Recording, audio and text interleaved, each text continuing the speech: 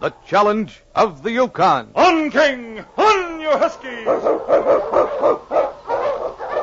The Wonder Dog King, swiftest and strongest of Eskimo lead dogs, blazes the trail through storm and snow for Sergeant Preston as he meets the challenge of the Yukon. Sergeant Preston was typical of the small band of Northwest Mounted Police who preserved law and order in the new Northwest country, where the greed for wealth and power led to frequent violence and bloodshed. But in spite of the odds against them, Sergeant Preston and his Wonder Dog King met that challenge, and justice ruled triumphant.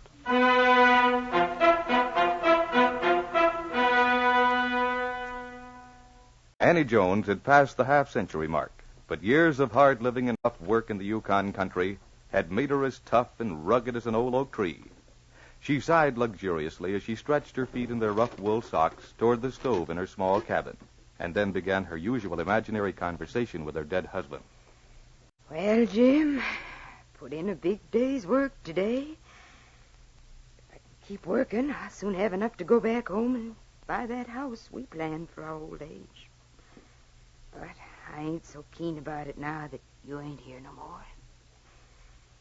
Sometimes I think I might stay right here in the Yukon the rest of my life. Spring's here. The snow will be gone in a few weeks. I can't...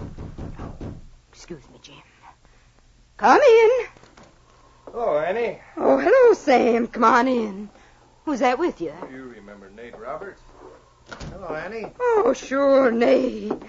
I was just wondering whether it was someone I'd have to put my shoes on for. Pull up some chairs and sit. Sure.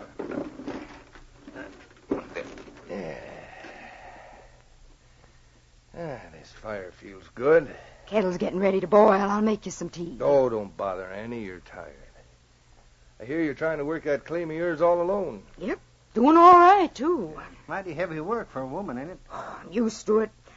Worked right along with Jim till he was killed. Everybody thought you'd pack up and go back to Indiana after Jim's accident. Well, I need more money to do that. Annie, that claim of yours don't pay enough with one person working it.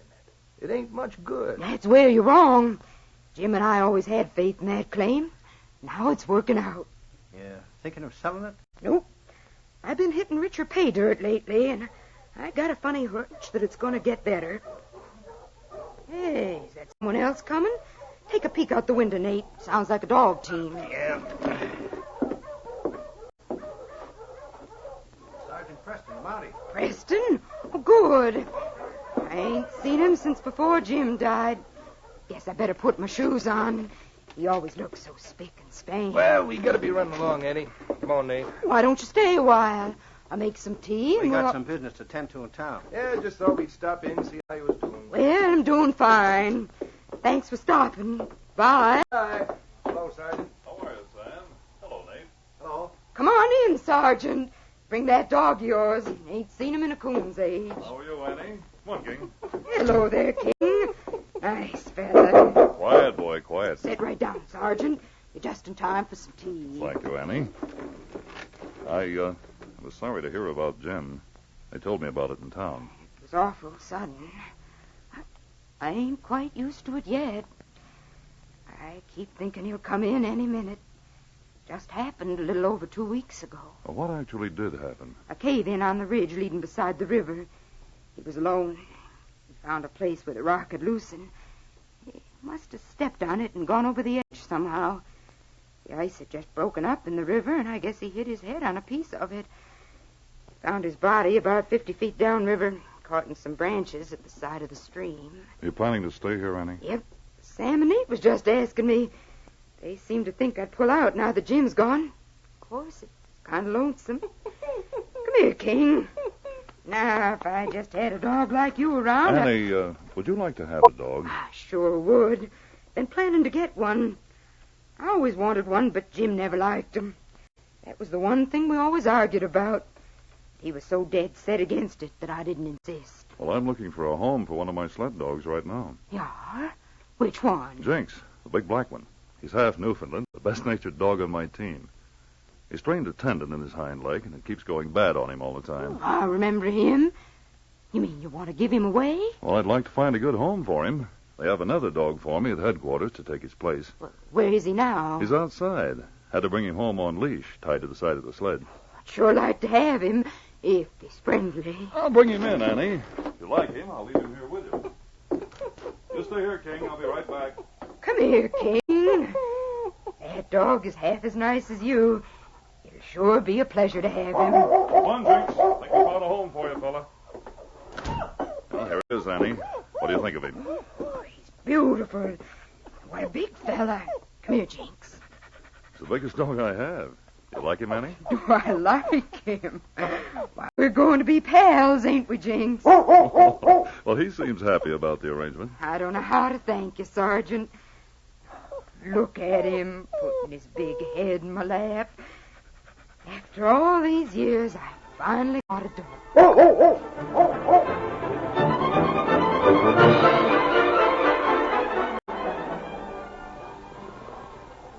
Sam, guess your scheme didn't work as well as you thought it would. You old fool.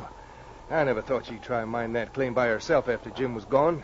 Thought she'd give it up, go back to the States. If she keeps digging, she's liable to find out just how valuable it is.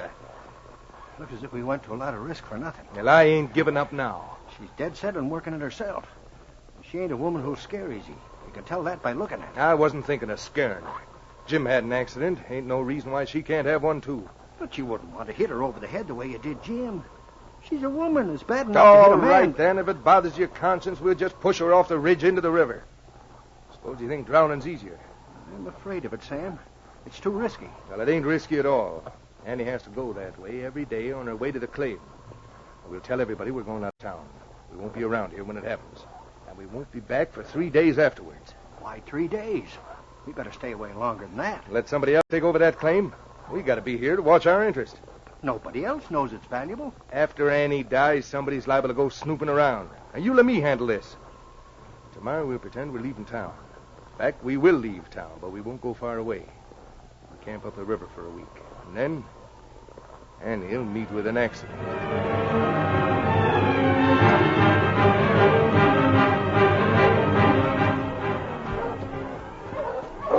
Hello, King. How are you, Huskies? Hello, Annie.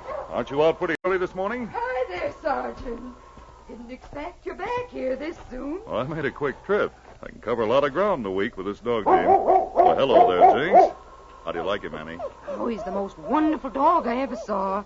And he sure likes to eat. Oh? Speaking of eating, Sergeant, why don't you come and have supper with me today? Then I can show you some of those things I taught this dog you gave me. Well, won't you be too tired after working all day? No, I'll just give you pot luck. Jinx and I are going to the claim right now, and we'll be back just after dark. You'll be here about then. Ain't got a watch. That's why I have to go by the sun. All right, Annie. Thanks. I'll be seeing you.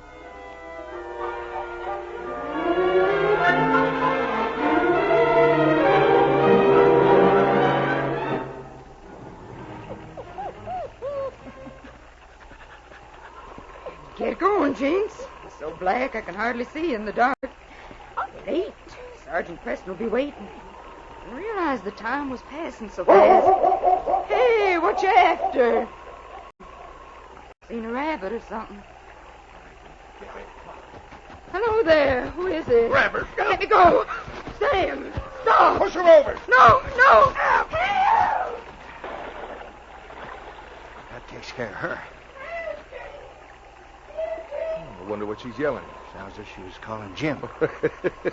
Maybe she thinks her dead husband can save her. Listen. I guess that's the end of her. She won't stand a chance in them rapids. Let's get out of here fast. Back the way we came.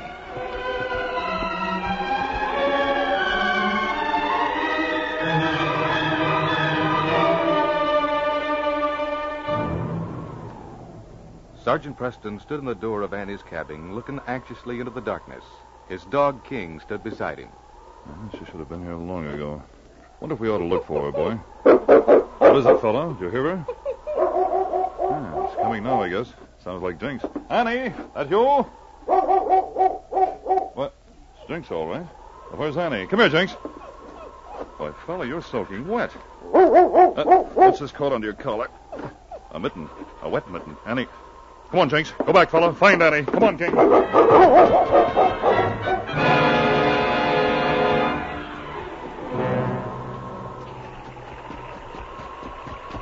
Where is she, Jinx? Annie! Find her! Annie!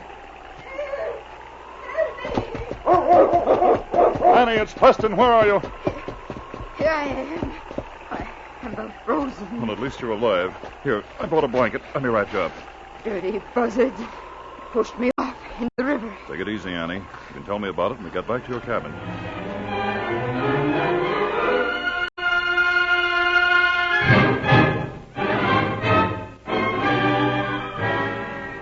It's a miracle you weren't killed, Annie. And I wouldn't have been. If it hadn't been for Jinx. I yelled for him with the last wind that was left in me.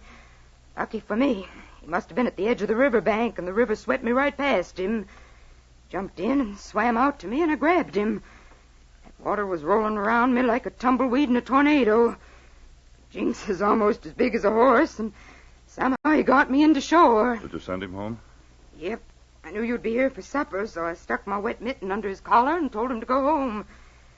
I sure got bruised up in them rocks. Couldn't have got here alone. We know now that Jim's death was not an accident. Sam and Nate wanted that claim. Funny. Certainly ain't a rich enough one to commit murder for. Maybe they know something about it that you don't. I wish I knew what it is. We may be able to find out soon, Annie. I'm going to take you into town and hide you for a few days. I'll spread the word that you're missing, and I'll keep an eye on Sam and Nate.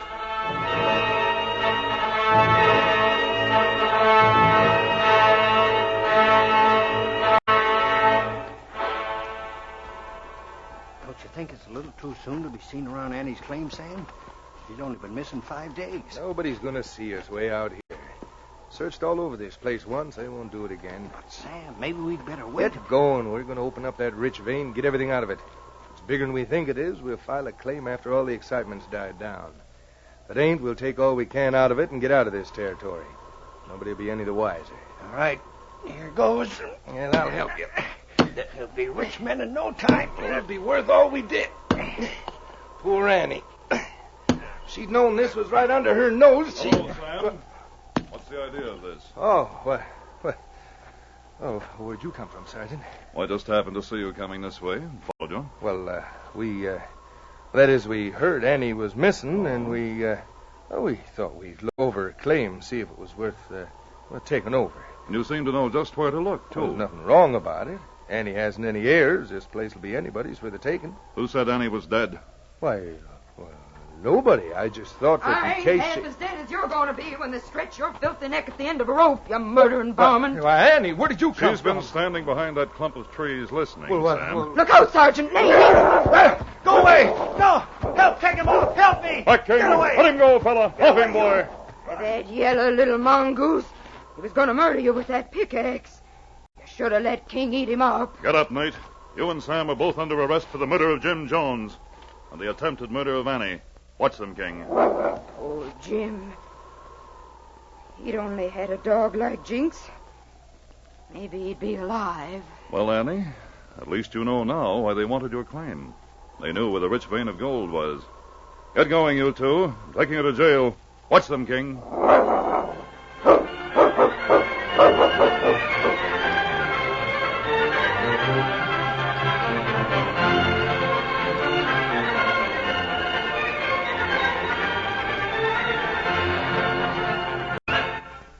These copyrighted dramas originate in the studios of WXYZ Detroit, and all characters, names, places, and incidents used are fictitious. They are sent to you each week at this same time.